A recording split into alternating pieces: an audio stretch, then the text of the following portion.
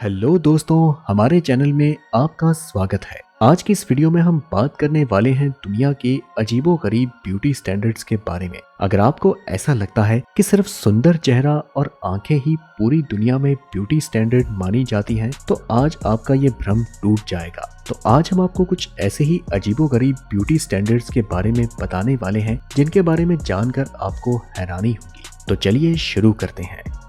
Lip plate या lip disc एक ऐसा ब्यूटी स्टैंडर्ड है जिसमें लड़कियों को एक छोटा छोटा होल बनाने के बाद उनके होठों के ऊपर और नीचे प्लास्टिक या मिट्टी की प्लेट्स रखी जाती हैं, जिससे कि उनके होंठ धीरे धीरे बढ़ते जाते हैं। लिप प्लेट का इस्तेमाल अफ्रीका के कुछ इलाके जैसे कि इथियोपिया, सूडान, युगांडा, कीनिया और तंजानिया में किया जाता है। लिप प्लेट की शुरुआत इथियोपिया में हुई थी, जहां हमार नाम के एक जाति के लोग इस ब्यूटी स्टैंडर्ड का उपयोग करते हैं। हमार लोग लिप प्लेट के लिए मिट्टी या गाय के गोबर का इस्तेमाल करते हैं और इसे कुछ सालों तक पहने रखते हैं। इस लिप प्लेट का उपयोग हमार लोगों की महिलाओं की शादी के समय शुरू होता है और इनकी जाति की पहचान भी बन जाती है। लिप प्लेट के लिए मिट्टी या गाय के गोबर की प्लेट होंठ के ऊपर और नीचे रखने से होंठ धीरे धीरे बढ़ते जाते हैं। ऐसा माना जाता है कि होंठ जितने बड़े होंगे, लड़कियां उतनी ही ज्यादा खूबसूरत होंगी। इस मापदंड में होठों को बढ़ाने के अलावा प्लेट की बढ़िया और खूबसूरत डिजाइन होना भी बहुत जरूरी है।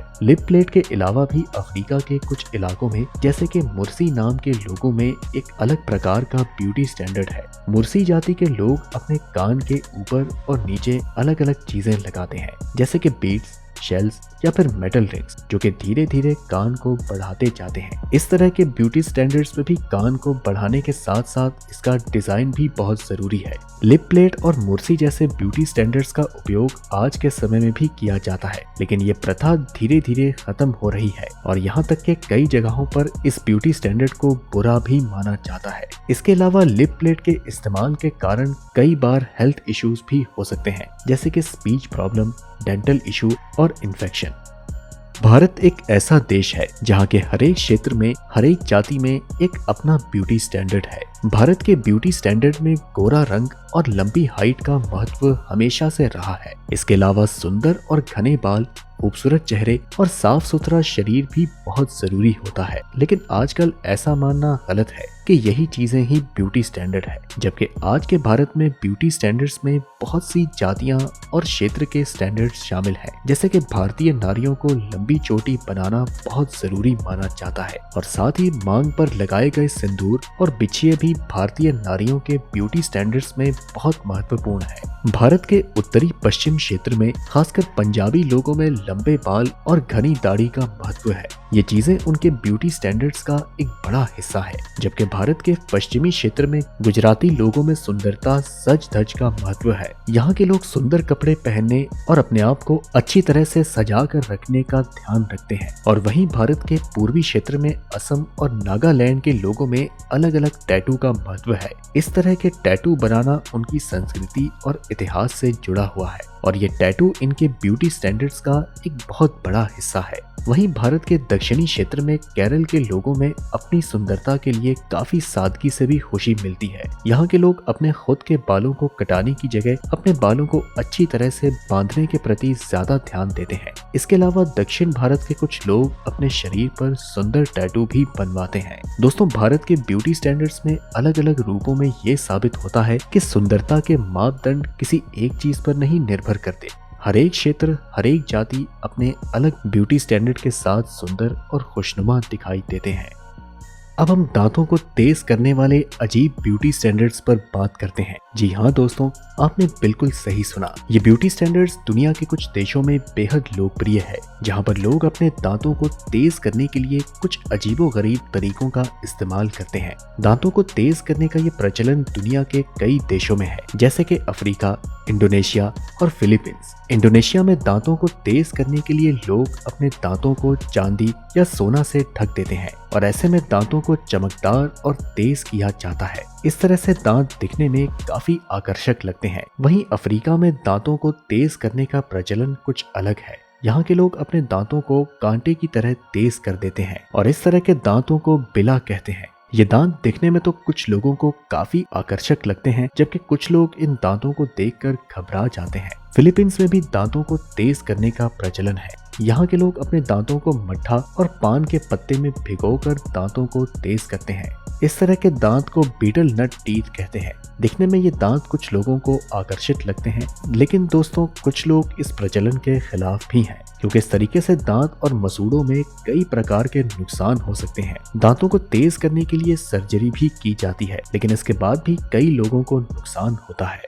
नेक रिंग नाम का ये ब्यूटी स्टैंडर्ड कुछ देशों में बेहद लोकप्रिय है, जहां पर लोग अपनी गर्दन को लंबा करने के लिए कुछ अजीबोगरीब तरीकों का इस्तेमाल करते हैं। गर्दन के रिंग का इस्तेमाल बहुत से देशों में किया जाता है, जैसे कि बर्मा, थाईलैंड और अफ्रीका के कुछ इलाकों में। इस तरह के रिंग पहनने वाली औरतों को जिराफ वुमन भी कहा जाता है, क्योंकि ये गर्दन को लंबा करने के कारण जिराफ जैसी दिखती हैं। बर्मा में इस रिंग को कायन कहते हैं। इसमें महिलाएं अपनी गर्दन को कीचड़ से भर देती हैं और फिर रिंग पहनती है। इस तरह से गर्दन को लंबा करने के लिए कीचड़ का इस्तेमाल करना भी काफी अजीब है।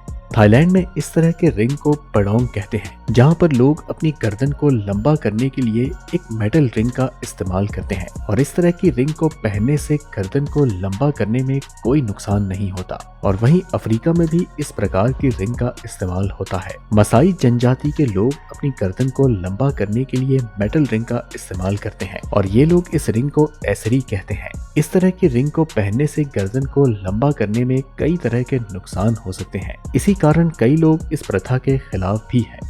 लोटस फीट नाम का ये ब्यूटी स्टैंडर्ड दुनिया के कुछ देशों में बेहद लोकप्रिय है, जहां लोग अपने पैरों को छोटा करने के लिए अजीबोगरीब तरीके अपनाते हैं। लोटस फीट का इस्तेमाल दुनिया में चीन, जापान और कोरिया जैसे देशों में किया जाता है। चीन में इस तरह के पैरों को लोटस फीट कहा जाता है। यहाँ के लोग अपने पैरों को छोटा करने के लिए बचपन से ही छोटी उम्र में पैरों को टाइट बांधे रहते हैं, लेकिन ऐसा करने से पैर की कई हड्डियां टूट भी सकती हैं। लेकिन कुछ लोगों के लिए ये एक ब्यूटी स्टैंडर्ड है। जापान में इस तरह के पैरों को असुबो कांशोको कहते हैं। जापान के कुछ इलाकों में ये एक बहुत लोकप्रिय ब्यूटी स्टैंडर्ड है। जापान में पैरों को छोटा करने के लिए मेटल बॉक्स का इस्तेमाल किया जाता है, लेकिन ये तरीका बहुत ही दर्दनाक होता है और इससे पैरों की हड्डियां भी टूट सकती हैं। कोरिया में इस तरह के पैरों को यॉन कैप कहते हैं, और यहाँ पैरों को छोटा करने के लिए सिल्वर या मेटल बॉक्स का इस्तेमाल होता है। आपको बता दें कि कुछ लोग लोटस फीट नाम के इस ब्यूटी स्टैंडर्ड के भी खिलाफ हैं, क्योंकि जैसा कि हम आपको बता चुके हैं कि इस प्रचलन में पैरों और हड्डियों में कई प्रकार के नुकसान भी हो सकते हैं। पैरों को छोटा करने के इस प्रचलन को अनमोल माना जाता है। कुछ लोग इस तरह के पैरों को सुंदरता का प्रतीक मानते हैं, जबकि कुछ लोग इसे अजीब और अशुद्ध मानते हैं।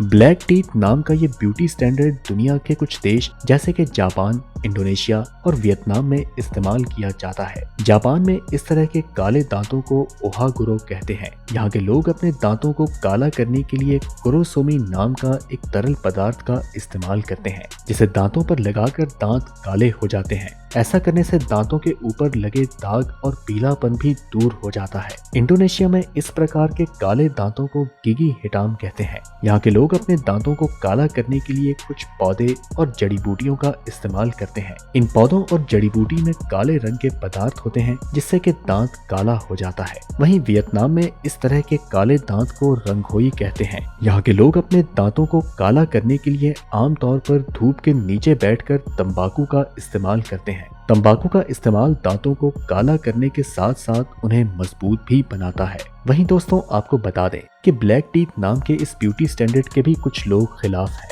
क्योंकि इस प्रचलन में दांतों और मुंह के अंदर कई प्रकार के नुकसान हो सकते हैं। इस प्रचलन के बारे में सही और गलत फैसलों को तो हम नहीं ले सकते, लेकिन इस प्रचलन में हमें सावधानी बरतनी चाहिए। तो दोस्तों ये थे दुनिया के सबसे अजीबोगरीब ब्यूटी स्टैंडर्ड्स। वैसे आपको हमारे द्वारा बताए गए कौन से ब्यूटी स्टैंडर्ड्स सबसे ज्यादा अच्छे लगे, हमें कमेंट में जरूर बताएं। हम फिर आपसे मिलते हैं अगली वीडियो में। तब तक के लिए नमस्कार।